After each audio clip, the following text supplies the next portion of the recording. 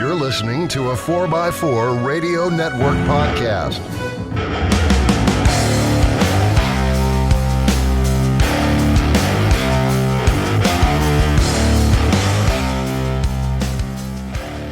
Hey Jeepers, this is Kevin. Welcome to On the Trail with Kevin and Scott. I'm the engineer, the techie guy, the guy who reads instructions, uses the right tools, and generally follows those instructions. And if I choose to deviate, I know I'm responsible for those results. And you, sir, are? I'm Scott. I'm the tangled up parts guy into his own cord, sitting here screaming while I'm basically bounded to the mic stand going, I need an adult, as all my arms are attached and round around myself with a cord. While I won't use this Kevin's sitting doing things at the counter to try and help me get unstuck. And while sometimes I have been known to use a torque wrench under the strict supervision of Kevin. He tried to use it as a hammer once. Didn't try, succeeded. And that's why I had to buy him a new one. So with that, as we always share what's good, what worked for us as well as what didn't, remember, it's always up to you to do what you want to your Jeep. Submit Jeep, Droop, I've gone full Bjork for Swedish Chef from Muppets. Well, let's start off with a congratulations to my co-host who has happily engaged. Yes. Awesome, Scott. And we kind of all knew this was going to be to go ahead, but he was off playing in the Love Boat down in the literally, and he asked and was told yes. So congrats on that, and you're smiling better than you've smiled in quite a few years. I'm happy, and I appreciate that. Thank you very much. But anywho, moving on to Jeeps. You should have said yes right when you saw that you had not one, not two, but three Jeeps. But, I think that was a good selling point. That was. So let's see. Where were we going from here? I don't know. I do want to quickly say a thank you to Eugenio, because he sent an email in inquiring about whether or not to convert a Jeep JL to an E85. So if it's okay with you, Kevin, I'm going to jump right into that. Go right into it. Basically, he asked, he was wondering about the benefits and can you convert a JL to E85, because the same 3.6 used in the Charger and other Chrysler platforms are E85 compatible. And I'm like, well, that's a good question. And Kevin will do the mathematating about the E85 has less BTUs than regular gasoline. That's why I run non-ethanol, but that's beside the point. I already kind of knew the answer to this question. And because when I worked at GM and Chrysler, I remember selling a bunch of fuel lines to a Charger. And I'm like, why are these lines so expensive? And that's when I was kind of told that, because of the E85 compliance, the metallurgy in the lines was different because of the alcohol content inside the fuel. There are sensors, like float level sensors, to know if to set the computer timing whether or not if it is 8085 or if it's regular gasoline. There is a whole bunch. And so other question, a plethora of parts that are alcohol specific. Yes, thank you. So the answer to the question is, why didn't Jeep do that with the JL and the Gladiator? The only thing I can think of is probably like Kevin's doing right now, money. It's a cost-cutting initiative. Again, we always joke about miles per gallon, not miles per gallon. So, as it is right now, I get 11 miles to the gallon on the Gladiator. With Kevin and mathematating with the E85 fuel, I'd probably get 4. Well, I don't know if it'd been quite that bad. The thing is with ethanol, it also holds water. That's why dry gas that you add in when you have water in the tank, at least in the old days, was an alcohol,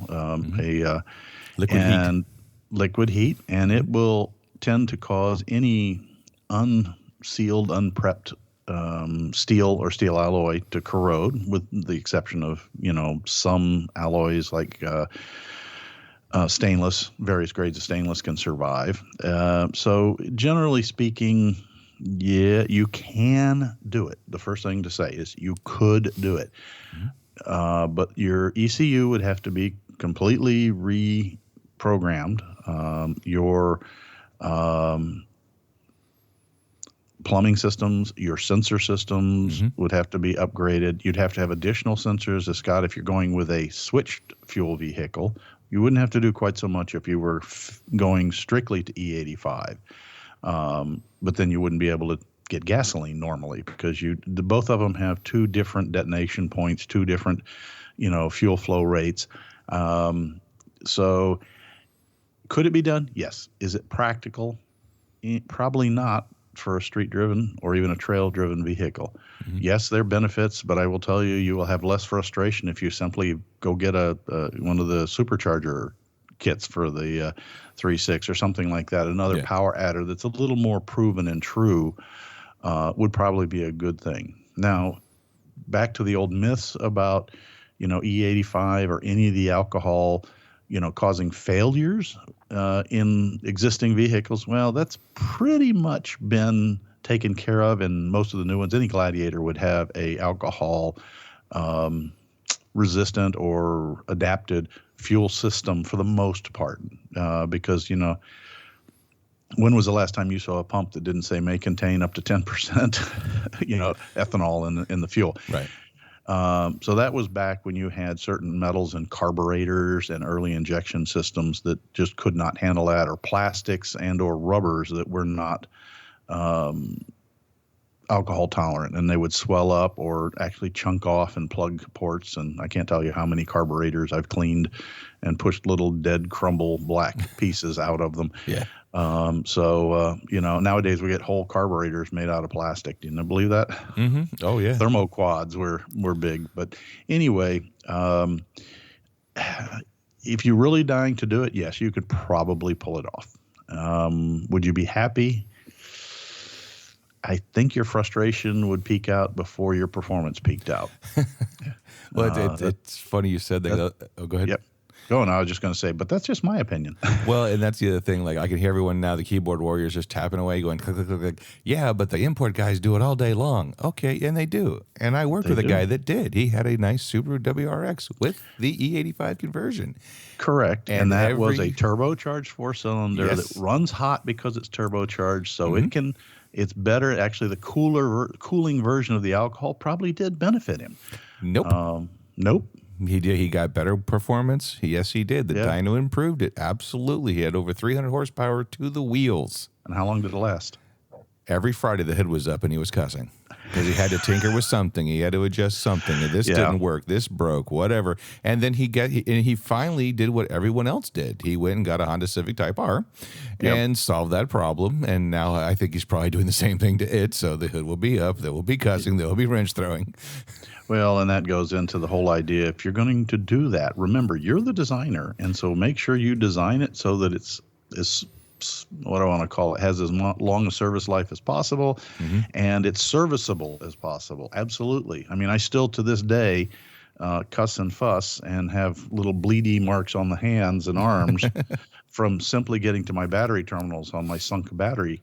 And normally that wouldn't be a problem, except that I put the snorkel on from river raiders. Sorry that they're no longer around, and had to cut the hood. And I have a sharp point there, even though I filed it 4 or 5 times. But when I'm down trying to disconnect a battery, I stab myself. Just get a piece of fun noodle. Yeah. Oh, that'd be great. Watch that melt and catch fire. No. Just that's the service fun noodle. When you go to service your vehicle, just slap it on there, and that way you don't fillet yourself. I thought you were saying leave it on there. No. But no. So the whole point is we all make those kind of mistakes. But yeah, you can think it through, and if it's hard to install the first time, you got to question yourself: can I maintain this after I put all the other stuff in place? Yeah. So, yes, E85 has its uses, no question about it. And eventually, we may be running straight alcohol. Funny Car is doing it right now, and it's not because it's really that much greater in the BTU department, but that it's cooling. When you're running an engine that's that hot. Yeah. So you did touch upon something that I actually meant to bring up as a subject real quickly, and this is on the people who have the new Gladiators and are the do it for me kind of people. And I do see this quite a bit on the Gladiator page and the JL page and back during the JK pages. Is people would get really upset when they went to the dealership for service or any mechanical shop for service, and let's say they need the radiator replaced. Okay.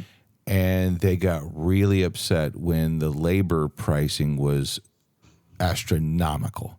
Yep. And they're like, are you kidding me? Like, I just had it done on my Honda and it was so much. And the guy's like, yeah, but you hung all that aftermarket lights on. You put that, winch bumper and winch on. Now to get the grill off, we have to move that stuff, take it apart. The tech's got to take that off. That's not free. With the times on the books were designed for vehicles that are on the factory condition. So as you said, you put that River Raider snorkel over that. I have a snorkel over my battery on the Gladiator.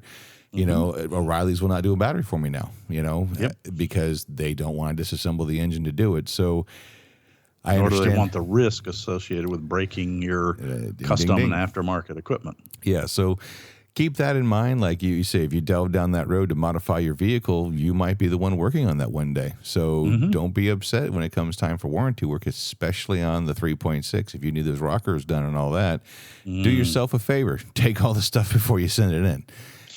That's an extra step, but it might be worth it. I have to laugh, and I don't know how many of our listeners have seen this on Facebard, but techs, including one significant tech in our area here, has started writing apologies on top of even the aluminum oil coolers for the 3.6s, so that when it goes out later, the apologies on there for the next tech to go and see that. I have to say something, and you just hit it to me, because that is a big one on the I'm tired of respecting all builds page. Right now, currently, there is a flapping penguin and Jeep war.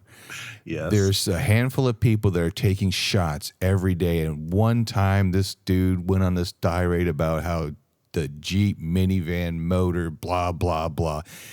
My eye twitched. I broke. I had enough. And I printed out where... Guess what, Tacoma owners? I want you to listen very carefully. And next time a Tacoma owner says this, you can tell them, you should know that the Toyota Sienna 3-point-whatever V6 is the GR family of motors. I think it's a GR K4, okay? You can Google it. It's on Wikipedia. You can see it. I might have the letters mixed up a little bit. Alphabet soup. Guess what powers the Toyota Tacoma up to 2023? The GR 4K, whatever motor that is. So next time a Tacoma owner goes, hey, minivan motor, well, guess what, they're flapping penguin owner. So I took my shot now. I'm using this as my ability to go. And I said it. I printed the page and sent it. And you know what happened? Crickets. And that's when you know when you got a troll, because they have nothing to respond with. I felt good. I did one for us Gladiator Jeep JL JK owners. I fired that torpedo down the pipe, and I just sent it full send. Yep. And hopefully they won't return fire. Either that, or right now they're loading the ICBMs into the cannon. So well, they're actually also putting the little toy Yodas, the little Yoda dolls. So Jeepus, we have our bath toys, the ducks. The Toyota people doing Toyotas. I had one person saying, "What's the thing with the whole the duck thing with Jeeps?" And I said, well, actually, we're not allowed to talk about it. It's kind of like the Illuminati. Only thing we can say is that, we're supposed to do it because we must maintain absolute fealty to our bathtub overlords. And I walked away, and the dude's like, and this is why I don't want to own a Jeep. And one other guy posted, well, that's why we don't want you. Duh. Stop taking yourself so seriously, people. It's a bath toy duck. Some people like it. Great. Let them smile. Some people don't. Move on. Some people don't. Have you seen that? I just saw Outback has now had custom ducks. Really? Made, and you get a tag, and it says, you've been ducked by Outback Steakhouse. It's a marketing ploy. I'll tell you the way it works. Oh, it does. It does. Even my dentist did it. They have the Jeep ducks with the dentist stuff on it. Whatever, whatever. My wife collects them and then usually finds reasons to pass them on to other Jeepers and neighborhood kids. And your stray dogs. Sue also posted something about how they have Moo Subarus. They have the little cow moos or whatever for Subaru. Yeah. She thought about wanting to actually buy a Subaru, and I said, not on your life. I said, sorry, kiddo. It's a great car. It's a great engine. But every time I hear somebody having to take one apart, it is a festival of broken bolts. Mm-hmm. Fasteners seized in holes. And while they're in one piece, they're fantastic. Mm-hmm. Serviceability, I want to look at Subaru and go, guys, have you ever heard of anti-seize? Steel bolts and aluminum parts? Yeah, it might work. But, I'm sure that, we use adhesive because we don't want it to come apart. Okay. Can you just give me a part number for a complete 4-cylinder boxer engine. Yeah. Well, no service required. Just instead of it's regular oil changes, it's regular engine changes. I don't know. I'm being miserable that way, but but you're being honest. Like being in the used parts game, ordering parts for used cars. It's even when I was back in Lexus, it was funny because you'd get the BMWs, and they'd all be turned in at 36,000 miles. Yep. They'd all have massive oil leaks. And Yep. everyone's like, well, BMW is supposed to be a great car. It's a fantabulous automotive machine when it's under warranty. Mm-hmm. It's like the Chrysler Pacifica vans. I am a Mopar guy through and through. I love that stow and go seating. You can have yourself a full flat cargo van if you want. Throw an air mattress in there. You have your way to go. I will never own one unless it's an extended warranty. Because nope. With extended range towing, I want 1,000 miles of towing if I need it. Oof. You are asking for a lot. Well, speaking of Jeeps and all that kind of stuff, so Kevin, how you been? Well, I have been rather busy, folks. One of the reasons we've been a little quiet and the shows might have been a little bit lower key, somebody had a failure of a well and was on limited water rations. Yeah. So fortunately now I have a hole in my backyard that's 290 feet deep in Florida. Mm-hmm. And you wouldn't think I'd have to go that far to get water, but I had this one question. I really wanted clean water. Yeah. Yes, Scott? Well, I just out of curiosity, since I know you ordered a lot of stuff from Amazon, what are you going to do with all the boxes of dehydrated water you have? You know the answer, don't you? What's just that? Add water. Okay, moving on. But yeah, now that that's all fixed up and I have a huge backyard full of mulch over top of seed, which I hope will grow since it's not the rainy season in Florida yet. But in along the lines of Jeeps, you guys may have recalled not too many shows ago, we talked about brake systems and went kind of into deep technical detail about modifying brake systems and that you got to get all the pieces matched up. And that I actually had a friend who had put a larger GM balanced master cylinder onto a YJ and was disappointed that he didn't get the additional braking, and we explained why. Yeah. 2 weeks after that, I have a friend who is running 1 tons out of a 350 Ford in a TJ and was having the inverted problem in that if he could get the pedal, pump fast enough, he got great brakes. But his pedal hit the floor before they engaged, and it wasn't an adjustment. Yeah.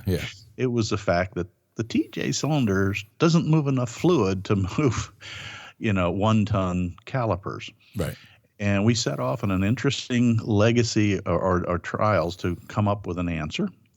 He really wanted to get a master cylinder that would mount basically in the stock position to the stock booster, which we will talk about later, and but then feed a aftermarket proportioning valve, an adjustable one, so that he could get balance, because this is pretty much a pretty heavily built 6.0 converted 4L ADE automatic, Holley control systems and all that kind of stuff. And it's pretty much a trail machine. It's on the edge of street legal, but probably not in most states street legal. But he gets away with it down here. But he doesn't drive it as a daily driver. It's his trail rig. So, yeah.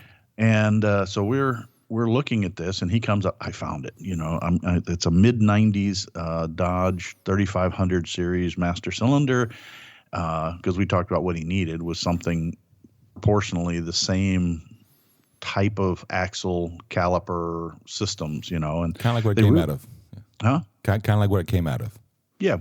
And so he found one, and it was this mid 90s series 3500 Dodge Ram. And so it actually did fit to the factory bolt systems. But when we got started on it, we realized that, the master cylinder used a different style of brake line connection. Now, guys, short tech bite here. The original brake lines were flare fittings, and they're still used in gas and low pressure situations.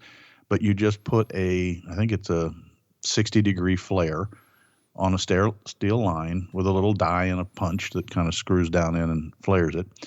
And then the inside of the female section has a 60-degree cone with a hole up the middle, and then the nut, or ferrule is what it's properly called, has a 60-degree taper on the other side. So you tighten it down and it squishes that flare in between the two sides of the fitting, and you get a liquid tight seal, or at least you hope you do. However, as brake systems improved, it worked very well on a lot of the earlier vehicles, right up until I think double flare came in somewhere in the 50s, late 50s, early 60s, definitely full-fledged by the 70s. We went to a double inverted flare. And all that means is that you take that piece of pipe and you punch it in the snoot so that it bends back over on itself inwards, like to the inside of the pipe, and then you form a V on it. And if you've ever used a brake flaring tool, you know exactly what I'm talking about. You got the little pin punch that goes on it and scrunches it down and creates this bubbly nose kind of a set with a hole in the middle, and then you go back to the same taper die that you used before and tapered it down. And the idea there is that if it tries to leak, the pressure of the brake will actually flow in the tiny gap between the flare and the original pipe and swell it. So it becomes, and it seals itself. It's a self-sealing system. And it's really, really good, but it does have limitations. So when you go into higher pressure braking systems, they often use a third system, which in the automotive system is relatively rare, but it's pretty much what's called a bubble flare. And the end of the pipe is stretched and kind of made into a ballish shape with a hole in the end of it. And when I say that, it's really two cones that meet together, a flare and then a flare back down again. And when you put that in between two open flares, okay, and tighten the ferrule down, and the first time you hit the brakes hard, you get a pressure boost that actually forces any leak closed because it balloons that bubble nice and tight. I don't have a balloon flare kit, but it turns out that master cylinder that we got, being a 3500 series, took balloon flares. Okay. And that was one of those little, you know what moments. Needless to say, we didn't finish that. The Jeep did not move for several days from my driveway, which fortunately is not facing the street, so it didn't really matter. Yeah. And we were going through, do we buy a bubble flare kit? Can we actually do a line with a bubble flare on one end for an M12 connection, which is pretty freaking big, and still get a M3 double flare on the other end of the hose, which is what goes into the proportioning valve? Or is there an adapter? Or is there, some magical chant that you can do to make it work? The good old Acme adapter. Well, it turns out there is a magical champ. And it's one of those called, I know I've seen that before. I've seen the answer to this, and it hit me. The master cylinder in those, particularly in the large sizes, but most of them have machined flats where the two brake line ports are threaded into the bottom of the master cylinder for the hose to screw into. And they're perpendicular, and they're very accurate. And they're perfect sealing surfaces for a banjo bolt. Sweet. And if you go, what's a banjo bolt? Next time you work on a brake caliper, that's where the line comes down and it goes through the little metal ring with two copper washers on either side, and it's bolted into the side or top or end of the caliper. That's a banjo bolt. And yes, before you ask, a banjo bolt can take all the pressure from the master cylinder because the pressure at the master cylinder is the pressure at the brake cylinder, so it doesn't really matter. Yeah. We went in and found that our local Amazon distribution center actually has a brake line fabrication shop with DOT license. So we needed an M12 banjo at one end and another one with an M10, and both of them needed to be, one was 20 and one was 24 flex line, steel braided, please. And then with a M3 double flare, which they happily made up for us. Only thing was the M12 bolt was a little long, but since it's drilled all the way up the middle, trimming it was not a problem. Yeah. Didn't want to double up copper washers or anything like that. Just wanted to get it to fit. And lo and behold, we had a 90-degree takeoff off the master cylinder, sealed up tight, didn't care how much you stomped on it. It did not leak. And we got brakes back. So this just goes along with the challenges when you're doing modified brake systems, one-off systems, is you may find yourself taking parts from different vehicles to make, okay, I need this because this bolts to the booster, which works with my pedal, but I need it to push a different brand's brake calipers, And again, volume and pressure of the master cylinder were perfect for the 350 front axle and rear axle that he used. Fortunately, the lines themselves volumetrically were fine, as far as being able to move the fluid. Now, the booster, well, we're finding out that, the TJ booster may be a little bit a little anemic, a little wheezy. A little anemic to help. My friend can stop very well, but it takes a hard pedal to do it. Yeah. Normal driving, he says, is fine. But I said, well, you may have to go find that 3500 and see what brake booster came with it. I do have a question, just because I can hear the clicks going. Exactly. I'd actually start on a mechanical keyboard, but I'm afraid I'd kill the call or something. Yeah. Could you, let's say I want to use a Dodge Ram 3500 brake or axles. Would the brake lines and all that be more of a fitting, or is this mainly because this is a 1-ton truck with beefier brakes? Doesn't matter what brand it's going to have, you're going to have those kind of same issues. Probably going to have the same issues regardless, because you're trying to make pieces match. It's one thing to either leaf spring it or use a forearm where you're welding a suspension kit onto it. Those bolts can be reamed out and made to fit. Okay. It may be as simple as, okay, that bolt, it's a 12 millimeter bolt and I need a 13, a half inch, which is 13. And so, okay, I can drill that out. But you have to remember that the rest of the systems have to balance. It's kind of like, can I install a really, really, really neat radio in my Jeep that came out of a 24-volt vehicle? Yes, called Sawzall. Yeah, but the fitment. No, the fitment. No, but I'm talking about 12. Yes, you can get a transformer to power it, but this is the type of stuff you're not going to just plug it into the same 12-volt harness and expect it to work. Yeah, I mean that's obvious, but it's the same thing with the brakes. Now, as far as the booster, he has brakes. It doesn't leak, so in my book, that's a pretty good start. We did have to make a different push rod length that goes from the booster into the master cylinder, because the master cylinder was about 20% larger than the Jeep one. It just kind of looks like a Jeep one scaled up. Right. And but it went with the 2 bolts, the same 2 bolts that the other one did. The rod had to be a little longer because it had to reach further into the master cylinder. Worked smooth as butter. Nice.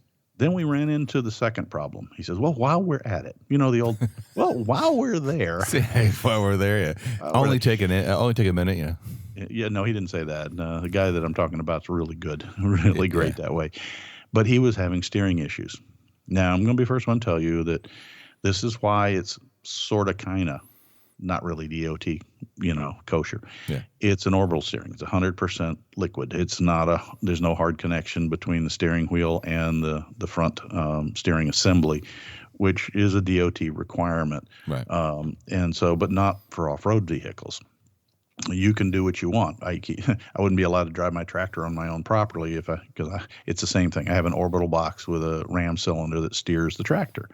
And he chose it because it saves a lot of problems, is that hydraulic hoses coming from an orbital box down to the ram are ultimately flexible any which way you want them to go. They don't really care.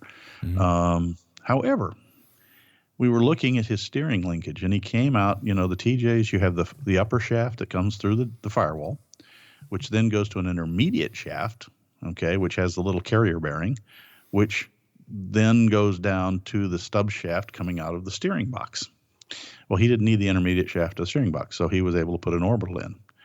What he didn't pay attention to or didn't catch, I don't know which, and I'm not picking on him because he's a really smart guy, but his angle, and we've talked about this back in the drive shaft shows, there's a maximum angle that a U-joint can handle without the parts of the U-joint colliding with each other. Right. And so His were colliding. His were colliding to the point that knuckle split the clamp bolt out and then wallowed out to where he was kind of steering with the equivalent of the difference between a brand new snap-in socket extension and a worn-out wobble socket extension. Yeah. It was not exactly steering straight. It was a handful. And so that was two sides of the equation. And when you talk about it, yes, it's obvious. You should have just tilted the orbital valve at a steeper angle so that it faced the steering wheel. And what we did, we cut a new bracket out and did some fab work and welding and made up a new bracket and welded bolts in so it dropped in and you could just tighten it back up and remount it. Welded on a new Borgeson, I believe, universal joint, which is a better quality steering joint, and it's weldable with one end being the 5/8 rod that goes into the orbital. They have a nose piece you can take off, so that didn't hurt the orbital at all. And so I welded that on and then bolted it up. And then we came back. The other end went to the double D shaft, and that was within the adjustable zone of the collapsible column, and tightened it all up. And he's just like, oh my gosh, it drives perfect. I can hold the steering wheel in one hand and go straight. Nice. Not chase from white line to yellow to white to yellow. And the difference there wasn't that we did anything major. We just worked within the functional parameters of the equipment. Right. And in this case, I asked him, I said, this orbital box can go anywhere as long as it's on the shaft. We don't even need a U-joint. You can just hang it right off the end of the shaft. Just make sure that the orbital box is supported so it doesn't turn when you turn the steering wheel. Right. But he didn't have hoses for that. So the idea was, okay, we got the hoses, but I'm going to grab the thing and lift it up and say, can I tip it up 15 degrees or 20 degrees? I'm sure could. Hoses took it, no problem. There was no complaint. Everything cleared, didn't get near the exhaust system, mounted it up. And so that's one of those little garage tidbits that, okay, I get it that a lot of folks that don't have an engineering background might not readily see that, because you're like, oh, well, if I turn the wheel this way, I could slide it on. You need to be able to, the check is simple. For drive shafts and for steering shafts with U-joints in them, you shouldn't have to turn the steering wheel for anything other than lining the flat spots up. It shouldn't catch. When it should turn like there's nothing at the end of the shaft. And if you're getting a bump, or God forbid a hard spot, you need to look at your angles and maybe adjust them, because just because you can push through it doesn't mean it's a good thing. Yeah. Just power right through. Well, you got to remember that you do that 4 times in every 360 degrees. So imagine spinning your finger in the steering wheel to turn, and it goes bump, bump, bump, bump, bump, bump, bump, bump, bump. Well, it's actually kind of fun to hear these stories, because again, people ask about, again, bench building and thinking about things, and learning the knowledge and the lingo and things like that. It's just like Kevin and I were just talking a little bit about wanting to get an actual information. Sometimes you got to do that research. You got to have that wherewithal. You got to you got to make the mistakes to learn, and that's another thing too. That if it's okay with you, Kevin, I want to bring up, it's where a lot of people. Again, we've covered it on the show before, but it's okay to make those mistakes, like Robert did. He built the steering with the knowledge that he has. Now he has even more knowledge by making that mistake. Not really a mistake. Let's just call it a learning curve. I see a lot. Agreed. It worked. It just obviously was in such a situation that it self-destructed. Yeah. You can do the same thing by mounting the wrong stroke shock in too short of a amount, as far as the distance. The shock bottoms out before you hit your bump stop, or the shock locks out if it's not one designed to be a down travel limiter before the strap stops it. Now, we don't really do that. That's old technology. We pretty much, shocks nowadays are all capable of stopping axle droop, but they're not capable of being an upward bump stop. Yeah. You do that a few times, and next thing you know, you got a bent rod, and you don't see it because it's not a huge bend. And then all of a sudden, it takes the seal out at the top of the shock, and you've got puddles, under your shocks. Yeah. That's just another example of not understanding what you're building, and that's the challenge. And when you want to be a home builder, that's fine, but do your research. You need to understand And when you watch these guys in the professional shops, the Kindigs and Tindiggets and the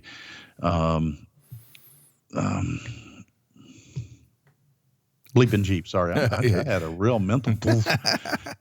Sorry about that, guys. Matt's Off-Road Recovery, anyway, all those guys. Yeah, and those guys, they have, through probably the School of Hard Knocks, made those mistakes and paid the price and done it twice, right, or 3 times. So, I'm not trying to tell you that I'm perfect. I've made my fair share of mistakes too. I'm just lucky enough that I was dumb enough to sign that little block when I went to college that said engineering, and studied for 6 years in school. Before then, 4 years, actually it was almost like 10 more years in industry, and then taking the exams. And so at least I can't. Well, here's the worst part for me is I can't claim not to understand what's going on. Yeah. Even when I make the mistake, I was like, yep, I was stupid. Yeah, well, that's why we harken back to when you say, calling the manufacturer. Whoop. I bumped my microphone. Sorry. That's okay. We talk about calling the manufacturers because, again, they built the things. They understand. And you can say, hey, here's what I'm working with. Here's what I'm trying to do. Manufacturers want to make sure that you have the right tools, the right, information. Thank you. To do it successful, because they're not there to sell and argue with broken parts. Right. They want to make sure that they want you happy, so you can tell the people how you're happy with their toys, and then next to someone else goes and buys the same toys. So use that. That is a tool and a resource that I always tell people all the time. Well, just call the manufacturer. Well, it's intimidating. No, it's not. No, it's not. They're usually really happy to help. And I can tell you this: if you get a manufacturer that doesn't want to help you, again, you probably wouldn't buy their components. Well, you can always catch someone on a bad day. I know. Let's I be said honest. probably. Yeah, probably. But, again, just if you're trying and you won't get through, that's when, like Kevin said, you find a different manufacturer, because if it's hard to get the information, imagine how it's going to be if you need a warranty. Yeah, very true. So keep that in mind. But temper your excitement for the build with a little bit of knowledge, because, again, nothing ruins excitement of a build like you said, a pile of broken parts or a giant puddle of some fluid, extremely important fluid underneath your Jeep when you're trying to go wheeling. And the worst one is red. Yours. If you start leaking yours excessively, that's a bad day. Yeah, we can't top you off with the funnel. No, and I will say one other thing to watch out for, and this is one that I didn't help on, but I heard about, and I was just shaking my head, particularly with engines with aluminum parts. Okay? How many times, and I've done it myself, have you broke a bolt or lost a bolt and can't find it? And so what do? You go to your Cano Bolts, or you run down to your hardware store and you buy a new bolt, right? And you don't want, people are buying bolts that are close enough. Yeah. All right. Let's be honest. If you're buying it, you have usually 1/2-inch increments. Okay. Think about the bolt bends, You usually have, 3-inch, 2.5, 2, for lengths. You can't do that, particularly in aluminum components, because if you bottom that bolt out and tighten it up, you will blow the backside of that metal out of the casting. And you will have a mystery leak that you have no idea why that bolt's dripping oil or coolant or something. And I was going, hey, okay, that's actually pretty critical. They make this little thing called an F mic, which is a measuring device. And if you've ever noticed, the rod or the bar on the handle that you use to measure rolls out when you open the jaws, because that's equal distance, and you can stick it up almost any hole. It's only about a 1/16 inch in diameter. And you make it too long, and you push it up, and then you push it till the bottom handle bottoms against the surface you're going to bolt tighten to, and you look at it and you go, oh, look at that. It's 1 3/8. Right. Okay. So 1.5 would blow the bottom out. Okay. Used to get away with it in cast iron because you tighten the bolt up and, oh, it's still loose, Margaret. Well, tighten it more. No, it won't tighten no more. Well, put another washer under it, Yeah. Aluminums and definitely magnesiums and plastics are the absolute worst. They don't give you that option. It's like, it's getting tight, clop, just hear snap. Oh, it tightened up fine. Yeah, now you have a piece of metal, aluminum, plastic, or something also floating around in the crankcase. This is the got it. coolant, whatever. And that's one of those things that I'll be honest with you that I have seen and I just never thought to bring up in the show, but it's so simple, but it happens so often. You know, if you're working in an unknown situation and you do not have the original bolts, I'll give you for instance, get an aluminum block LS and the water pump. I believe there's either 8 or 12 bolts on the water pump, and there's 4 different lengths. You put the wrong length in the wrong hole, you're punching all the way through the cam gallery, particularly if you use an impact. Yeah. You know, so, you know, I kind of like Scott seen me use the cardboard approach. I get a piece of cardboard and take the new part, trace it onto the cardboard, punch holes through where the holes are in the new part, like a water pump, and then put the new part aside. And then as I take each bolt out of I'll put an arrow saying up, take each bolt out, I stick it in its corresponding hole in that shape, you know, so I know exactly where it goes back. Everybody's like, doesn't it take a lot of time? Not any more than replacing the engine block. Yeah. Well, one of my techs at work, just a water pump, similar situation. We were working on a Tahoe. He had the new water pump on his tray. Yep. Bolt out in that hole in the new water pump. Yep. Bolt out. I've seen guys do that as well. Yeah. Right up until the time you go, okay, well now I need to put the new one on.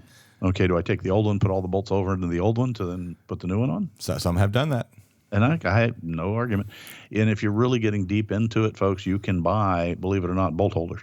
Yeah. And they come that way that you can put head bolts in and rockers in the right position with the stands and everything. Yeah, cardboard works pretty good too. And when it gets too oil soaked, I just throw it in the burn pile. Get a new one.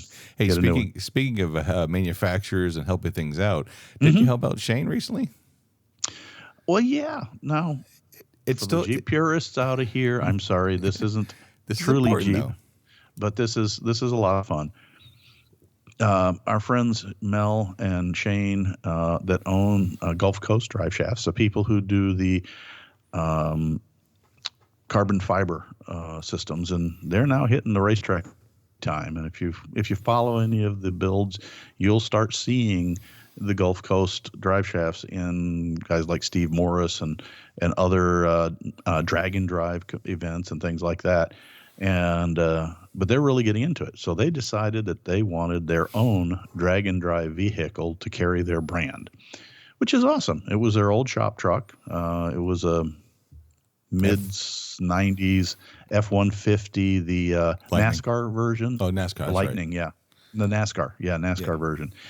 And they took the factory and they stripped the factory engine and they pulled the wiring harness out. They pulled the interior out. They basically gutted it.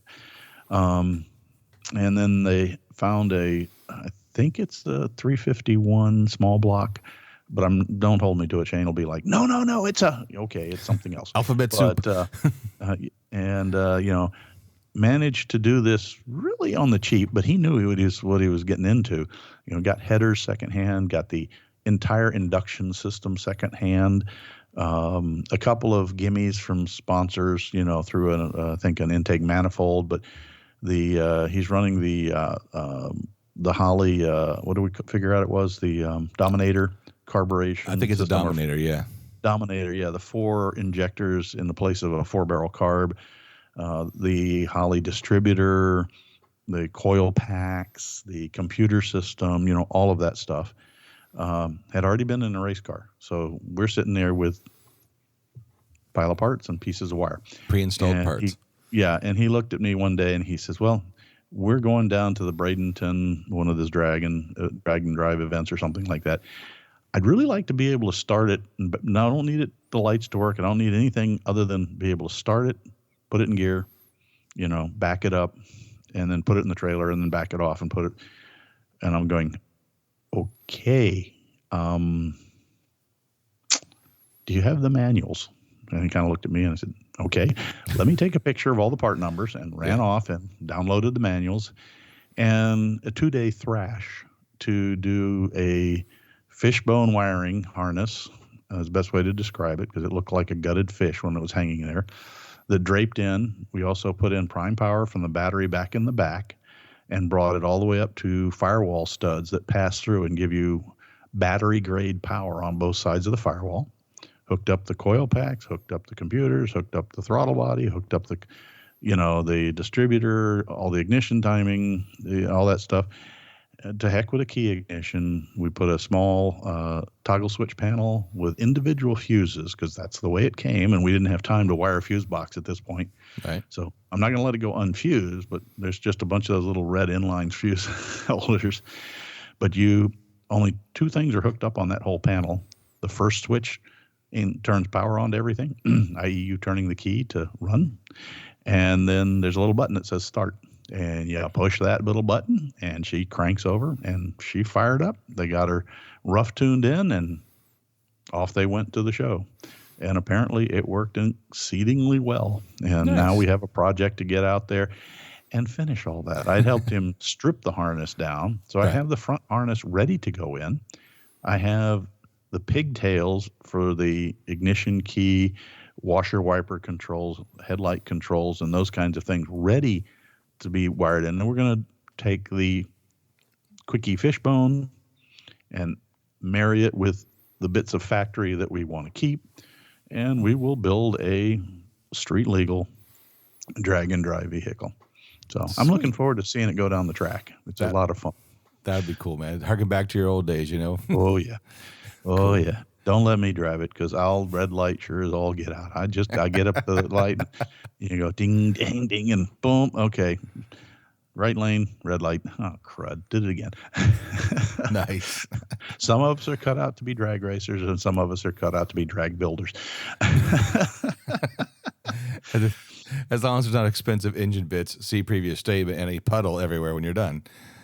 Well, yeah, we've seen a few of those at the track too. But yeah, I didn't build this engine. This was somebody else in the engine building world, put it together and they brought it down. But yeah, the funnest thing for me was I'm used to line locks. Okay, that's how old I am. And everybody's looking at me going, "You race with line locks?" Yes, I did. And for those that don't know, line locks are an electric solenoid. Scott's looking at me across the connection here with this, huh?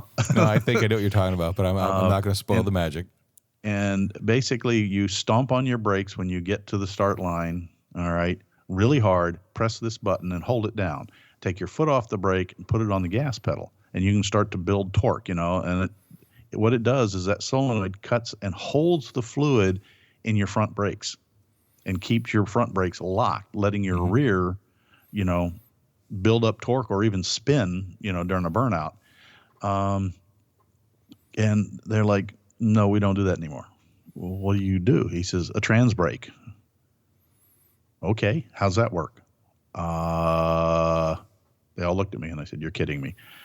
"Yeah, well, I thought you could wire it." "Why?" "I can't go in reverse without a trans brake being hooked up." I said, "Who built the transmission? And do you have his phone number?" Nice. Yes, folks, those of you in the more modern generations are laughing hysterically, but I'm sorry, I've never worked with the trans brake before. Yeah. It's really simple. It's kind of a neat idea, but I've also found out from the trans builder that you don't want to over-rivet because you can blow your transmission apart sitting there right at the Christmas tree. What they do is they go into the valve body, and you have the electric solenoid that engages reverse, okay, that actually, pulls the clutch bands down. Well, while you're in drive, if you engage that, you now have the reverse band locked up like your forward band's locked up. Mm-hmm. So transmission's not going anywhere. Right. It's just going to strain against itself. Okay. And the idea is that you put a normally closed switch. Do you know what that is, Scott? Yes. It means if you take your finger off the button, I'm sorry, it's a normally open. Normally open. Right. As I say, other They way around. needed a normally open switch so that, and they bring that wire for that solenoid out the side of the transmission case.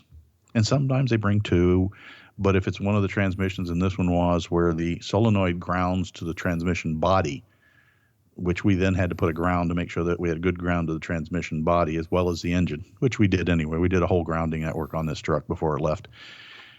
But when you push that button down, you engage reverse. Now, you don't engage the gears. You have to move the shifter to put it in reverse. Right. But the clutches are engaged. And if they're not engaged, they act as a brake on the forward gears Mm-hmm. when they're engaged. And so the idea is that when you need to put the truck in reverse to back it off the trailer, you put the transmission in reverse and then you hold the trans brake button down, and you'll feel it actually hydraulically engage and then start rolling backwards. And you take your finger off of it, and you can still be in reverse gear, but you're not in reverse anymore. Your engine will rev. And then you can move it up to neutral, move it up to drive, and it drives normally. You get up to the line, and you pre-stage, and then you stage. You squish the brake. The trans brake button. Well, that engages the reverse clutches, while the forwards are engaged in drive, and essentially holds you still. It keeps the rear drums from even turning, or the rear axle from even turning. That's why you can destroy it if you over rev. Yeah. But you can build yourself up to, let's say your stall torque converter's at 2,500 RPM. You can take it up to 25 or maybe even 3,000. So you hear that, and the car starts straining, but it isn't the tires that are straining against the ground. It's the chassis itself is twisting. Yeah. And then as soon as you see whatever is your signal light, okay, depends on your personal reaction time. It might be the third yellow down before green. It might be the second yellow down if you're slower. You know, it's about practicing at the launch is all about your mentality. You let go of the button, and immediately the trans brake lets go, and you're on your merry little way down the track. It lets go, and you let's go. Yeah. You actually get squished in the seat if the vehicle and engine's any good. Yeah. So that was a neat education for me. Like cool. I said, not exactly Jeep. We did build him, the YJ and the TJ with the rusty frame that we rebuilt the frame and kind of did all kinds of stuff with that. So, he's still a Jeeper in spirit. He still has the vehicles. It's another project. I kind of got him and said, well, why don't we make a drag TJ? And he's like, yeah, no.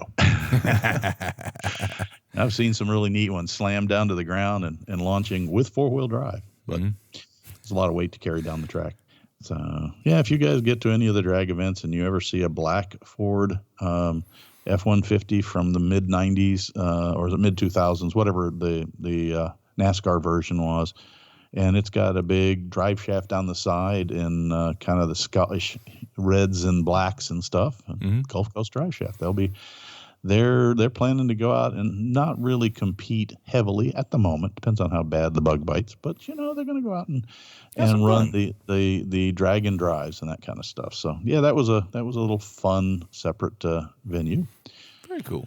And I guess you actually have some new things that you're working with now that the GPW has gained a little more attention, hasn't it? Well, a few things. The secret skunk work projects, I guess, will be coming up. I can't. Hopefully, in 40 days, I'll be able to talk more about it. But but now I just joined some of the heritage societies and getting that stuff done. Getting ready to go cut a video here. Once we're done with this show, we're gonna go do a walk around because the powers that be asked for, hey, can we see a video of the Jeep? I'm like, oh, sure. So I gotta record that. Make sure you do the little zoom ins to the Fs. Oh yeah. So that's gonna be kind of cool. But other than that, hopefully I can talk about it soon. Once I get the green light to talk about it and everything goes through. Yeah, I understand it. I wasn't asking you to divulge all the secrets. Yeah. No, got it. It's not sitting in the garage rusting. So, well, it kind of is. No. No, I thought you might mention the fact that you have discovered that you might have to do a little bit of lower end work on it. The jury's still out on that. We're going to actually replace the oil filter. Something a little thicker. Oh, the filter? Yeah, because we just reuse the old oil filter, and I know it's a big no-no. Oh, you never? Okay. Yeah, that's a new no-no. Yeah, we got the new oil filter, and I'm going to put some little thicker oil in it, and I may just have a gauge problem too. So I don't know what I'm going to do. I might go down to the parts store, get a cheap mechanical gauge, and because again the gauge wasn't moving one day. I'm like tap, and then it started moving. I'm like, okay. Yeah, this morning when I flipped it around the garage, I had 10 psi. At idle. So when it was cold, it was a little thicker? Oh, yeah. And it's not making in the again, I let it idle for about 15 minutes, especially when I did a little, when I flipped it around, I let it warm up and brought it in, and no bottom knock. So good. Okay. Well, maybe it's just the oil was too thin, and like you said, maybe you've got a filter issue. I'm hoping that would be really nice. Yes. Well, again, it should be at 40 psi. So yeah, I get that. But we'll see. Yeah, but then again, let's be honest with the Go Devil in that thing. Two of us could probably just pick it up and lift it out. Hoist not really required. Exactly. Maybe have to take the head off, but yeah, it's if it comes to that. I've been watching a few channels where they've been doing a couple of the other clubs that have revolved around that, and there's companies out there that will take your engine block and hand it back to you, as is new. And for those that don't know, these engines are older. There's only 3 main bearings, as I recall, and they're all Babbitt, not anything really over the top. And they really were a regularly serviced item, not like we're used to. What do you mean it died at 150,000? It should have lasted longer than that, which is the mentality these days. Yeah. And those bearings were never designed with the intent of multi-grade oils or additives that we've got here. So, and if you don't know what Babbitt is by now, look it up. It's a tin lead something else mixture to make that's slippery enough and absorbs oil. So, yeah, I'm gonna pour a bottle of STP blue in it to get some of the zinc back in the oil. So, gotcha. That'll don't help. have to worry about any catalytic converters. This is true. You only have to worry about that little skinny pipe that's called an exhaust pipe back there. Yeah. But that's pretty much it. But Kevin and I are hoping to have I'm gonna talk with Kevin when we get done here real quickly about another interview hopefully soon here with a manufacturer. Yep. But not really much more to report. Yeah, I think we're pretty much almost out of time, Kevin. Yeah. So anything else you want to cover? No, just asking folks, if you like the show, please let us know. If you have ideas, let us know.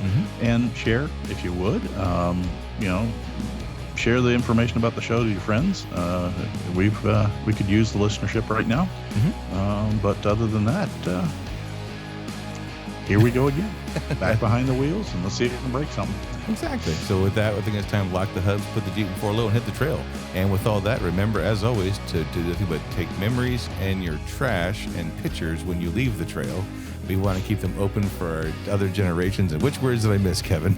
You're laughing at me. You just reorganized them, which is fine. It's not the speech, it's the intent. We try and keep trails open. We keep hearing about more and more trails being closed because people, not just Jeepers, four-wheelers in general, but still we all share the same trails, have gone out and either dumped trash or have gone off trails. I get it. There are open lands, but for example, in our state, there aren't any. You're on the trail or you're not, and if you're not, you're going to get arrested or penalized or ticketed at the least. And if too many people do it, and they've done it here, they go trail closed.